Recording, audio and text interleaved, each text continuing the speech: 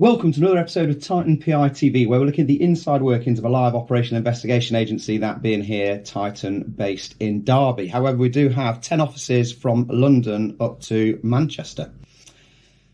Don't forget, if you do prefer to listen to podcasts, you can download Titan PI TV podcast wherever you download your podcasts. Welcome, I am your host and Managing Director of Titan Private Investigation Limited, Simon Henson. Today's short episode is going to be around graphology and handwriting analysis, and we have Titan's resident graphologist and handwriting analysis person here today. So let me welcome you to Adam Brand. Welcome, Adam. Morning. Morning. So, Adam, first of all, I wanted to ask how you got into this wonderful world of graphology and handwriting analysis. Well, it goes back a very long time. Funnily enough, right to my childhood, I was taken to a store to queue up to watch and meet Father Christmas. It turned out he was a man in a suit who wasn't wearing a red coat or a grey beard, and he asked me to write something for him, and I felt rather cheated. So I got my mother to queue up, and she told me it's all to do with handwriting analysis. And from that moment on, I've always been interested. I didn't work full-time in handwriting. I was mainly in business, but I've always had a tremendous interest from that moment. So everything to do with handwriting has been of a fascination for me throughout my life. Excellent. And qualification-wise, what do you need to be a graphologist? Well, there is an institute, the British Institute of Graphologists, that awards a diploma after working for 3 years on the various sections that you require. So to be qualified, you need a diploma. Now, when it comes to doing forensic work, you need to take it further with additional, what is known as judicial graphology courses. Places like the University of Lancaster or the Cambridge School of Graphology, they do forensic courses whereby you're concentrating on the legal aspects rather than the personality aspects. Graphology is usually defined as looking at handwriting to assess a person's personality. Now, in legal work, the personality issues are not taken into account. They're not looking at the personality. They're looking at to see who is the writer, not tell me about the writer. So it's a slightly different aspect, but it's all to do with handwriting analysis. So that leads on to my next question. What is the difference between graphology and handwriting analysis? Well, handwriting analysis covers everything, but graphology is about assessing personality from handwriting. Handwriting analysis can be a term that's used in the legal area, so it's the umbrella term. Graphology tends to be used very specifically only on the psychological side, where you are looking at handwriting to assess the aspects of personality of that particular author. So you can talk about handwriting analysis for legal aspects. Usually that has a different term. It's known as document examination. But document examination looks at paper, ink, and handwriting. So document examination is a broader term, but handwriting analysis basically covers everything. There is that distinction that in this country, graphology doesn't take into account legal aspects. But everybody who is working in document examination needs to understand graphological aspects of writing, because it's a tremendous guide as to what you're looking at. Because sometimes when you find that you're looking at a disguised writing, it's quite useful when you don't talk about personality. You see certain personality characteristics in writing that is meant to be disguised, okay? This is also present in the known writing. So the graphological training for forensic people is extremely important, although you don't talk about personality in a court case. Of course. So the majority of handwriting analysis we get, if I'm right, is we would send you, for example, some probates and maybe a will, which has been questioned by potentially a beneficiary. So from the document in question, the signature in question, if we have up to sort of 12 signatures, you're able to say whether the author of the signature in question is the same author as those genuine signatures. That's correct, isn't it? Yeah, I mean, that's the point. Well, the biggest problem with the legal aspects is getting what's known as known exemplars.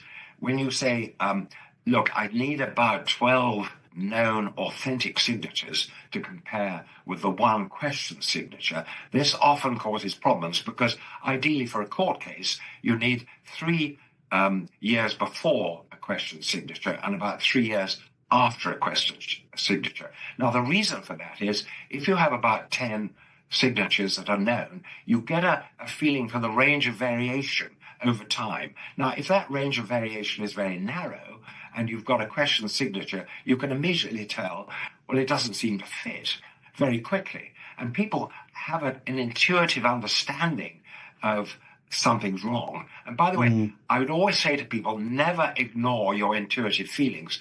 They did a study in America where they had about 50 people virtually off the street being asked about certain signatures. Are they correct? Are they forged?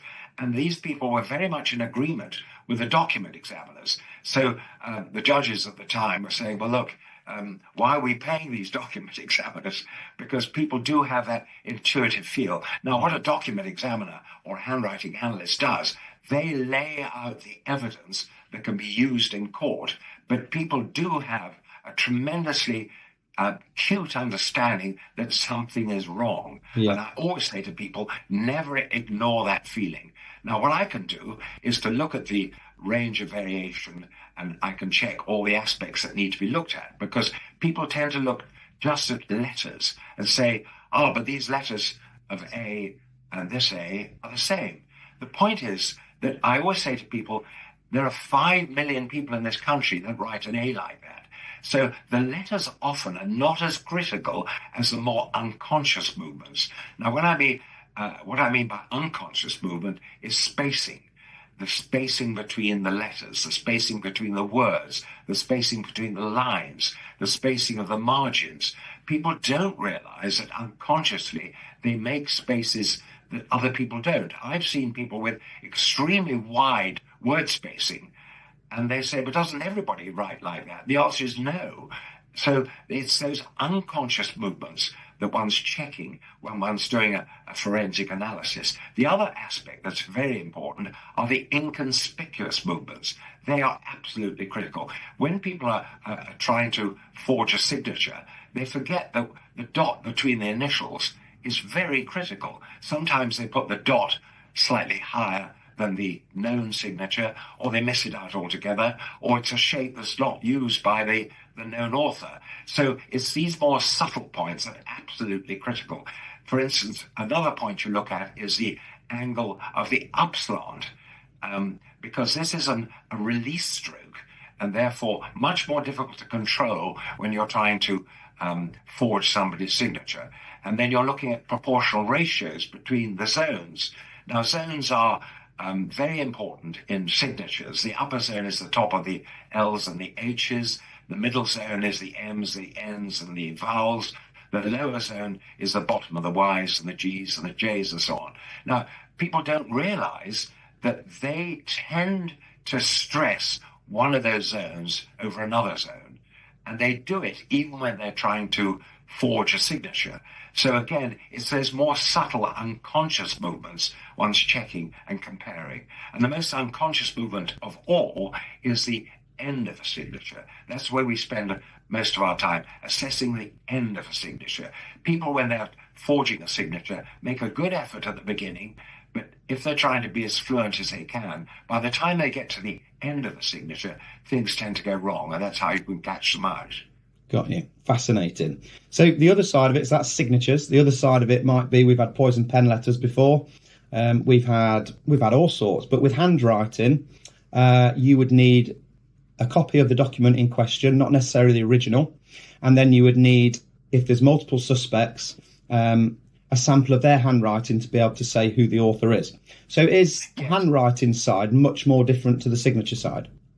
The handwriting side, if you get a lot of material, it's much easier to do, because if people are pretending to write like somebody else, after a while, we always look at the end of a poison pen letter, for instance. It's where they start to lose concentration, that their little unique characteristics slip into their so-called disguised writing. So handwriting is often, as long as it's cursive as opposed to capitals, tends to be slightly easier. You can tell very quickly because there's so much to look at.